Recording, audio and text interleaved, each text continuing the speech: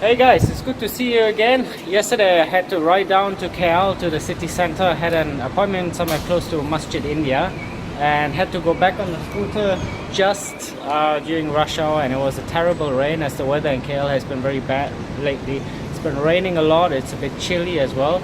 So today I wanted to share some of the ride impressions with you, as well as give you some tips and recommendations on how to stay dry and how to stay safe and how to stay sane, most importantly, when you ride on two wheels around the Klang Valley and especially KL city center.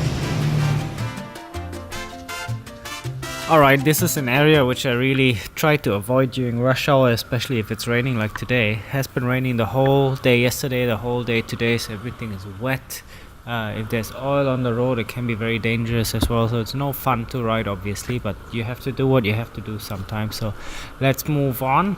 I'm glad that you're coming on board today. I just want to share with you about the ride today, so show you what we're seeing left and right, but at the same time also try to give you some recommendations on how to stay dry when you're riding on two wheels in these conditions, how to stay safe and how to stay sane as well, obviously. So I'll talk a bit about my gear, helmet, raincoat, additional high visibility equipment that I recommend you guys to use, what kind of clothes, in general what kind of riding I advise, what riding style is safe and sound for the city, for everybody, how you should maintain your vehicle before you're riding, so on and so forth. You can see we just left the Masjid India and Cap Square area, so traffic here is actually not that bad. Once we're moving further on Jalan Sultan Ismail and especially passing the KL Twin Towers towards Jalan Tun Razak, our traffic is a nightmare, but you're gonna see that in a while. There are a ton of accidents in and around KL area involving motorcyclists with often deadly consequences. So from my perspective, it is not more dangerous to ride per se, but it's really important how you ride. So I have to admit that I've adjusted myself or my own riding style as well, but I'm still trying to minimize the risk whenever as possible. So the first rule that I recommend everybody and that I try to follow myself in general is to try to ride as defensively as you can. Don't think it's your way. If somebody else is brushing ahead, please just leave them the space and let them go. Do respect the traffic rules. That's number 2 on my list. Is very important. Pay respect to the rules. Don't jump red lights. I think there's a ton of people dying because they're jumping red lights. Don't use your phone when you ride a motorcycle. I mean, don't use your phone when you're driving your car, obviously. Even worse if you ride a motorcycle. I've seen that many times where people riding their bike with one hand and typing text messages with the other hand. So I wouldn't be surprised if there have been a lot of fatalities due to typing WhatsApp messages while riding.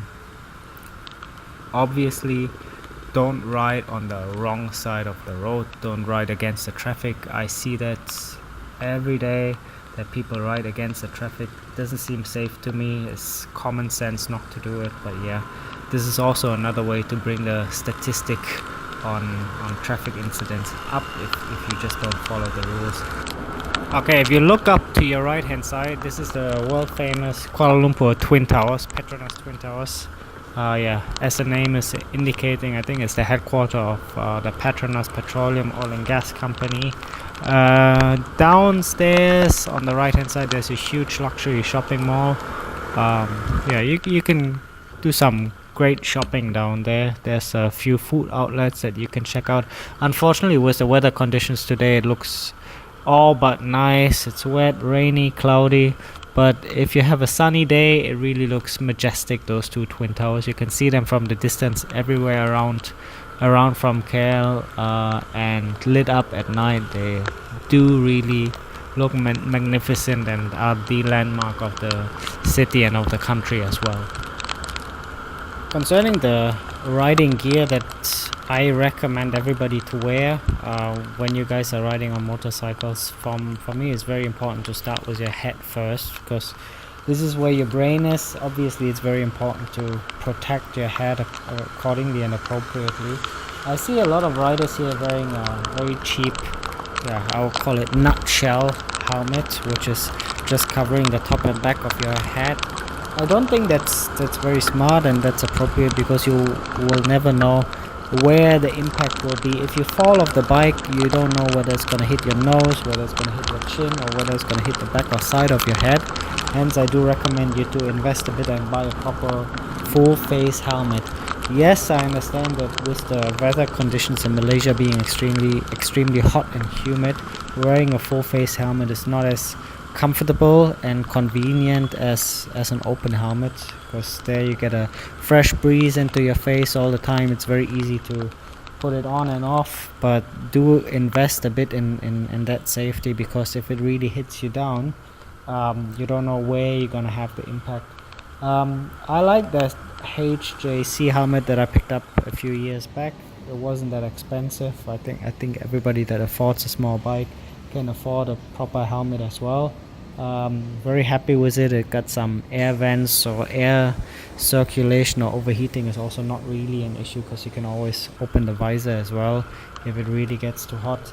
Yeah, so I think from that perspective, investing in a proper helmet and really making sure the head is kind of safe, it is really important. For general motorcycling clothes, I mean, there's a whole bunch of things that you can buy from the shops, which is all great. For practicality reasons, it might not always be the easiest thing to put on several layers of clothes, especially in this climate. What I do, I pay attention that I always wear long pants, and I always wear proper leather boots. Even if I'm just riding the scooter, I think protecting your feet is essential, because you always stop and go. Your feet go off the vehicle so many times, and it's very easy to hit the road, to hit a tire from a car. Now we are moving on to the area where it's getting more congested. We're close to hit the crossing to Jalan Tun Razak, and this is where the madness is starting. You see so many bikes left and right, honk honk honk, toot honk. So many cars, and everybody wants their own way. So I'm actually surprised every day that nothing more happens. It's a systematic chaos. When it comes to safety and clothes that you can wear, I do recommend you guys to have a look into high visibility clothing. I think that's a brilliant thing, because if you are seen in the first place, it's much less likely that you're involved in an accident or being hit by a car, by a bus, by a truck or whatever, for the simple fact that they saw you before the accident could even occur. So it's a great preventive measure. What I usually do is I wear a high-vis vest, which looks pretty similar to what you can find in construction workers. So if you've ever been to a construction site, you've seen those guys wearing their safety clothes. It's a simple vest that just ensures that you're much better to be seen in darker conditions, but also during daytime, especially with the reflective coating that is applied on there. The road safety of the vehicles, the same applies. It's basic rules. Make sure that your vehicle is road safe. That starts with make sure you use proper tire. Don't be stingy on yourself on the maintenance of your vehicle. I see a lot of cars, I see a lot of motorcycles where the tires are just worn and they're not safe anymore, and that the same applies for brakes.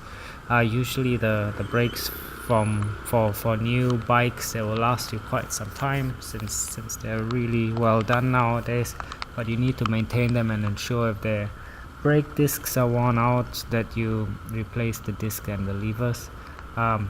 Same, I mentioned it already. Lights, come on guys, lights are so important. It's scientifically proven that if you switch on your lights, you're much more likely to be seen by other members of the community who are riding on the roads.